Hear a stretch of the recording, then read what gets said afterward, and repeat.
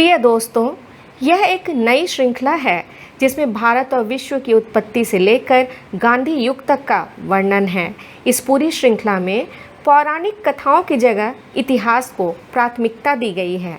साथ ही साथ सिर्फ उन राजाओं के बारे में ही मैं आज बताऊंगी जिन्होंने वर्तमान भारत में कम से कम 51% हिस्से पर राज किया था। चलिए अब हम प्रारंभ करते हैं वहाँ से जहाँ से पहले ब्रह्मा जी ने संसार की रचना की थी। वैसा संसार जहाँ पर्वत थे, पहाड़ थे, हवा पानी थी, नदियाँ थी, पशु पक्षी थे, वृक्ष और समंदर थे, सभी प्रकार के जीव जंतु मौजूद थे। हाँ, अगर कुछ नहीं था तो वह थी मानव सभ्यता। तब ब्रह्मा जी ने पहले मनुष्य का सृजन किया, जिसे हम मनु कहते हैं।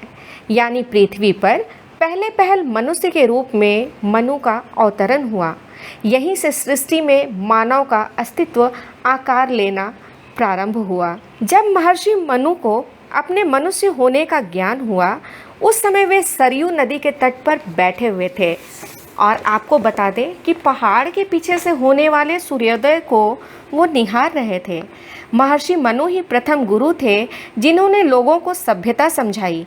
मगर लोग तो लोग होते हैं, वे उनके माता पिता के बारे में जानने के लिए उत्सुक थे। मनु से पहले ना कोई ज्ञानी था, ना ही पिता पुत्र के संबंध समझने और समझाने वाला।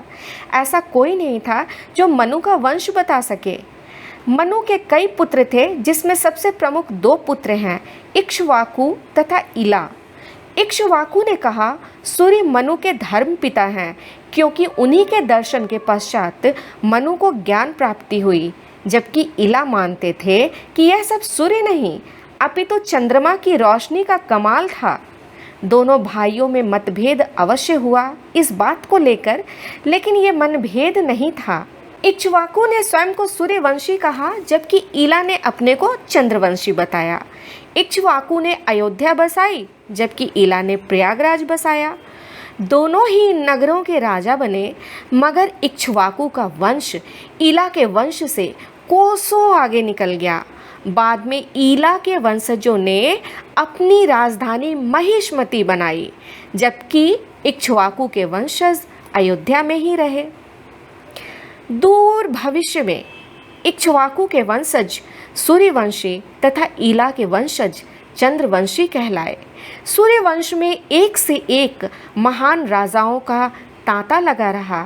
पहले कुक्षी, फिर अनरण्य, फिर हरिश्चंद्र, गौतम, दिलीप और भगीरथ। मगर इला के वंश में भी एक चक्रवर्ती सम्राट ने जन्म लिया, जिसका नाम था भरत। भरत ने हिमालय से विंध्याचल तथा गंगा से करुण नदी तक का समस्त भूभाग एक कर दिया। भरत के नाम पर यह पूरा भूभाग भारत कहलाया। अब हम यहाँ से इस पूरी ऐतिहासिक घटना को 2 भागों में बांट देते हैं। हम पहले भाग में चलते हैं जहाँ इक्ष्वाकु शासन कर रहे थे। थोड़ा सा इस पर प्रकाश डालते हैं। जैसा कि आपने सुना कि मनु के पुत्र इक्ष्वाकु हुए। मनु के पुत्र इक्ष्वाकु को चारों वेदों का ज्ञान था। इक्ष्वाकु ने ही सबसे पहले सरयू नदी के किनारे मानव सभ्यता को ज्ञान की रोशनी दिखाई। असभ्य और जंगली जीवन जी रहे प्राणियों में संस्कृति का प्रथम पाठ पढ़ाना शुरू किया। इस तरह विश्व की पहली मानव सभ्यता ने भारत में किलकारियाँ भरनी शुरू की। इक्ष्वाकु शांत थे, प्रभावशाली व्यक्तित्व था उनका, जिसके परिणाम स्वरूप मानव, जो दूसरे मानव थे, वो उनकी तरफ बड़ी तेजी से खींचे चले आने लगे। ज्ञान ने मनुष्य को जहाँ नैतिक बनाने का कार्य प्रारंभ किया, वहीं पहले के अनैतिक कार्यों ने मानव में अपराध बोध भी भर दिया था। जीवन किनके इशारों पर चले, यह प्रश्न उभर कर सामने आने लगा, जिसके कारण शासन की सत्ता का उदय हुआ। यह शासन राजतंत्रात्मक हो, यह भी तय हुआ। राजतंत्रात्मक शासन यानी जहाँ राजा ही सार्वभौम हुआ करता था। पहली बार भारत की भूमि पर सर्वसम्मति से इक्ष्वाकु को राजा चुना गया। इक्ष्वाकु के ना चाहने के बावजूद भी लोगों के दबाव में उन्हें राजा बनना पड़ा। पहली बार सरयू नदी के किनारे सबसे पहले राज्य अयोध्या को बसाया गया और विश्व के इतिहास में इक्ष्वाकु ने पहला राजा होने का गौरव पाया। वह इक्ष्वाकु ही थे जिन्होंने 51 ब्राह्मणों का समूह बनाया और इन्हें विश्व के अलग अलग भागों में सभ्यता और संस्कृति के प्रचार प्रसार के लिए भेजा। इक्ष्वाकु का जीवन लोगों के बीच में ही व्यतीत होने लगा।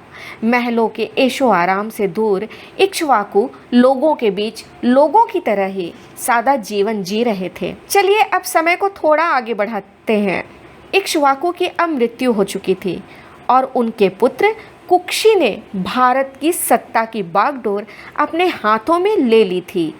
यहाँ तक आते आते मानव सभ्यता अपना आकार ले चुकी थी और संस्कृति का विकास सुचारू रूप से होने लगा था। इस तरह मनु के बाद इक्ष्वाकु और कुक्षी की देखरेख में जीवन आगे बढ़ रहा था। इक्ष्वाकु ने ही विश्व के पहले राजवंश सूर्यवंश की नींव रखी, जिसे भविष्य में रघुवंश भी कहा गया। सूर्यवंश अथवा रघुवंश ने कुक्षी, बिकुक्षी, अनरण्य, त्रिशंकु और ध्रुव संधि जैसे महान राजाओं की श्रृंखला प्रदान की। इस तरह पहल सभ्यता का विकास भारत में ही हुआ और यहीं से सभ्यता यूरोप, अफ्रीका और एशिया के अन्य भागों में फैली।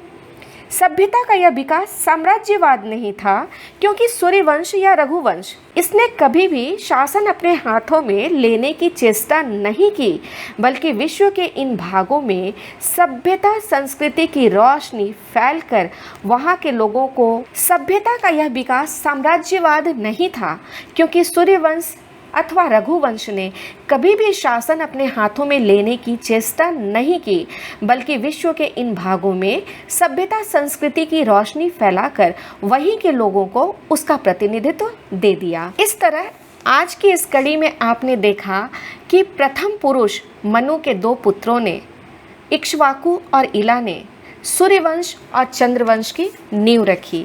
इस पहली कड़ी में हम इक्ष्वाकु वंश के बारे में बातें कर रहे थे।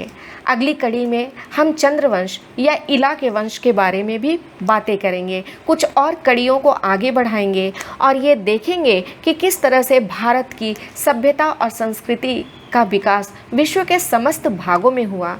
हम अपनी इन सारी कड़ियों में यह बताएंगे जिसका आधार हमारा इतिहास है कि किस तरह सभ्यता और संस्कृति की शुरुआत भारत में हुई और भारत से ही सभ्यता और संस्कृति विश्व के अन्य भागों में फैली। तो आगे की कड़ी आप देखते रहिए। तब तक के लिए नमस्कार।